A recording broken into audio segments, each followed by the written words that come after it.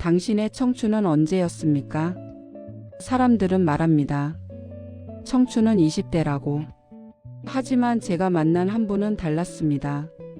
그분은 이렇게 말씀하셨죠. 청춘은 나이가 아니라 마음이야. 오늘은 그분의 이야기를 들려드리려 합니다. 경수는 올해 65입니다. 어느 날 저녁 오래된 앨범을 꺼내 들었습니다. 먼지를 털어내니 70년대, 80년대 사진들이 나왔습니다. 교복 입은 자신 대학 축제에서 기타 치던 모습, 첫 직장 동료들과 찍은 사진.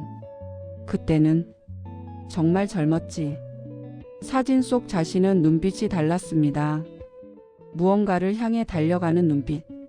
두려움보다 설렘이 컸던 시절. 아내가 옆에 앉았습니다. 여보, 이거 봐. 우리 처음 만났을 때 사진이네. 그러게. 벌써 40년이 됐구만. 아내의 손을 잡았습니다. 주름진 손이었지만 여전히 따뜻했습니다. 그날 밤 잠이 오지 않았습니다. 창밖으로 달빛이 들어왔습니다. 문득 옛날 생각이 났습니다. 대학 시절 친구들과 밤새 술 마시며 꿈을 이야기하던 날들. 첫 월급 받고 부모님께 용돈 드리던 날. 아이가 태어나던 날. 승진 소식을 들었던 날. 그렇게 세월이 가는 거였구나. 퇴직한 지 5년째입니다.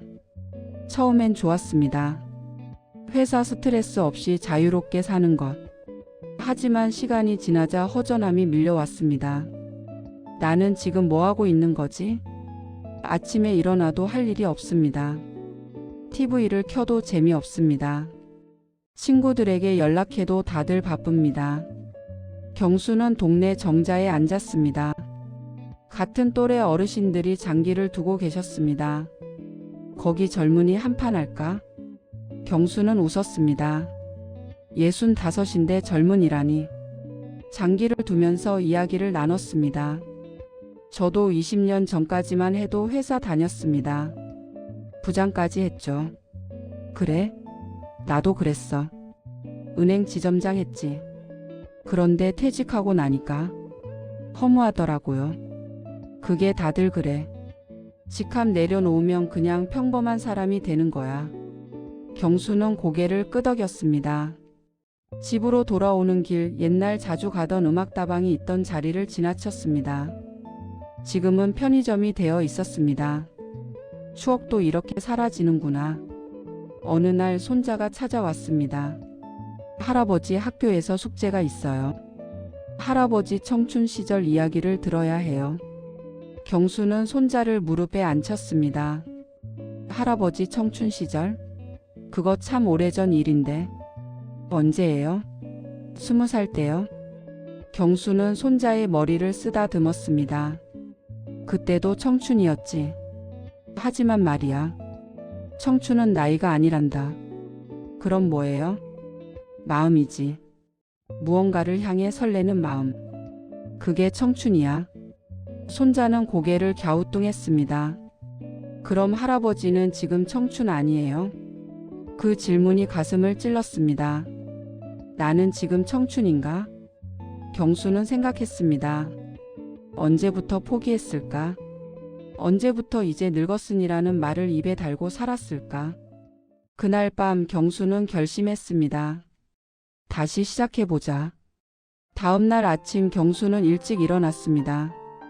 운동화를 신고 밖으로 나갔습니다. 동네 산책로를 걸었습니다. 오랜만에 걷는 길이었습니다. 해가 떠올랐습니다. 공기가 맑았습니다. 이렇게 좋은 걸 왜 안 했을까? 걷다가 노인정을 지나쳤습니다.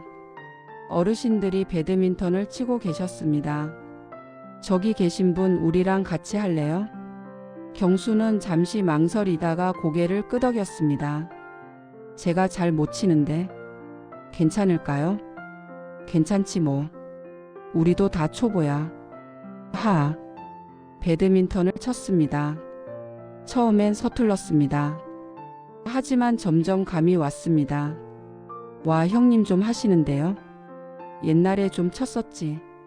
까먹었나 했는데 몸이 기억하네. 운동 후 다 같이 커피를 마셨습니다.